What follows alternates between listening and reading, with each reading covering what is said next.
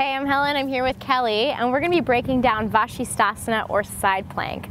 Side plank's a really great total body move. You see it in yoga, you see it in fitness stuff. You're going to get into your legs, your core, your shoulders, and there's lots of different ways you can modify. So we'll point out what people tend to do and how to do some modifications to make it more comfortable and to begin to build strength. So Kelly's going to start in a high plank upper push-up position. She's spreading her fingers really wide and pressing into her fingertips. If you dump a lot into the bottom of your wrist, down here you're going to feel it a lot in your wrist. So really press into the tips of your fingers, strong core, strong legs. And then she's just going to shift toward her right hand and pivot onto the outside edge of her right foot, stacking her feet and lifting her left arm to the sky. Awesome. So she's really strong in this. Notice how everything's stacked up. Hips are stacked over each other. Shoulders are stacked, her head is in line with her spine, it's not looking up or down. If it's a little bit challenging on balance, she can look to her mat, or if she wants a little extra challenge, she can look up to her top hand.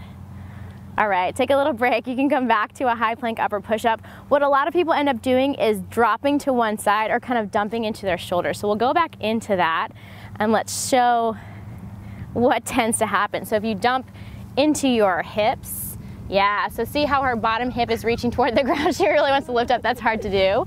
Or kind of collapse into their shoulder. Yeah, oh, that's so not comfortable. So a way to modify for that, if you don't feel like you have enough strength, is to step your top foot forward so your feet are staggered.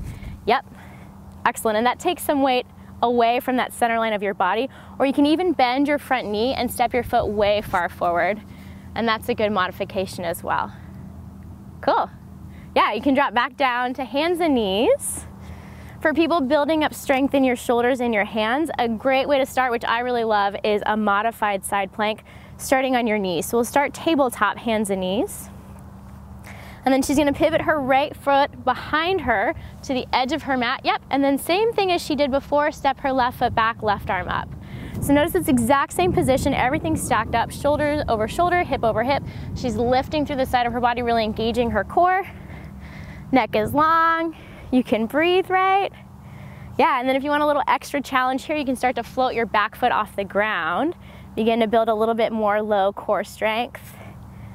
And release it down.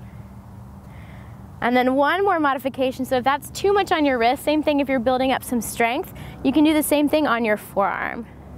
She's going to come into a forearm plank and then pivot onto her right side. Stack up her hips and shoulders, left arm to the sky. And then same thing with your legs. You can even step one foot a little bit forward, stagger your feet or bend your knees. Think of a rainbow shape through your side body so you're really lifting through your bottom hip and oblique. Yep, one more breath in and then release. I like a child's pose. Release your shoulders, release your low back, round through everything. Beautiful, thanks Kelly. That was side plank. Subscribe to our YouTube channel. We post more videos every week. You can sign up to get an email every time we post a new video so you don't have to keep checking back. And send us any requests that you have and we'll make a video for you.